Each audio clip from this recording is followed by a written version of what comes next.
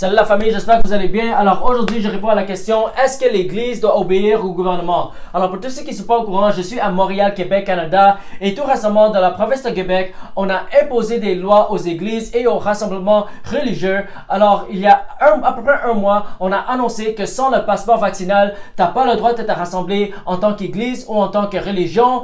Et en ce moment-là, les églises sont fermées, alors on n'a plus le droit de se rassembler en tant qu'Église. Alors, pour répondre à la question, est-ce que l'Église doit obéir au gouvernement? Premièrement, ici au Canada, il y a une loi constitutionnelle qui nous protège pour avoir la liberté de se rassembler en tant qu'Église. Alors ça s'appelle la Charte canadienne des droits et libertés. Vous pouvez même aller sur le site de Canada et ça va vous donner toute la liste de nos droits en tant que citoyens canadiens. Et ça inclut le droit de se rassembler, le droit d'avoir des opinions et des croyances différentes. Et on a aussi le droit de pas être fermé. Et si quelqu'un essaie de fermer un rassemblement religieux, c'est considéré un crime sous la loi constitutionnelle de la Charte canadienne. Alors ça, c'est du recherche que vous pouvez faire vous-même. Le Québec est un gouvernement qui est en train de briser la loi constitutionnelle du Canada. OK?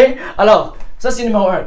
Mais deuxièmement, même si la loi du Canada nous disait qu'on n'a pas le droit de se rassembler ou nous disait qu'on doit absolument prendre le vaccin, notre obligation est d'abord envers Dieu et non envers le gouvernement.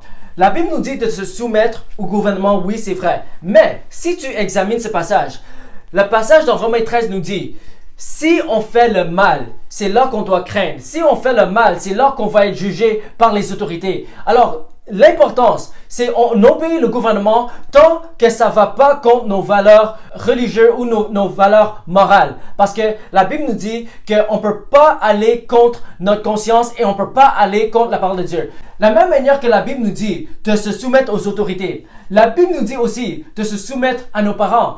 Pour les femmes, de se soumettre à nos maris. Mais si le gouvernement, si nos parents, si notre mari nous dit de faire quelque chose qui va contre la parole de Dieu, là, on n'est plus sous cette obligation. Alors, notre obligation est d'abord envers Dieu et envers la parole de Dieu. Et la parole de Dieu nous dit qu'on ne doit pas arrêter de se rassembler parce que l'Église est un service essentiel. Alors, premièrement, il faut comprendre que sous la loi constitutionnelle du Canada, on est protégé de se rassembler en tant qu'Église.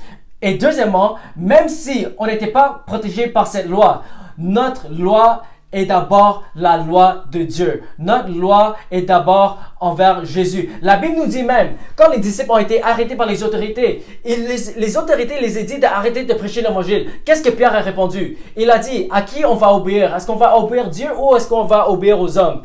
Et ils ont décidé de désobéir aux hommes et à obéir à Dieu. Alors c'est la même chose pour nous. Et je peux vous donner plein d'exemples dans la Bible. Si on regarde simplement les amis de Daniel ou même Daniel lui-même, le roi, le gouvernement a dit aux amis de Daniel qu'il doit s'agenouiller devant un statut, devant un idole. Et ils ont dit que même si Dieu nous délivre pas de tes mains, même si Dieu nous délivre pas de la fournaise, on va pas s'agenouiller.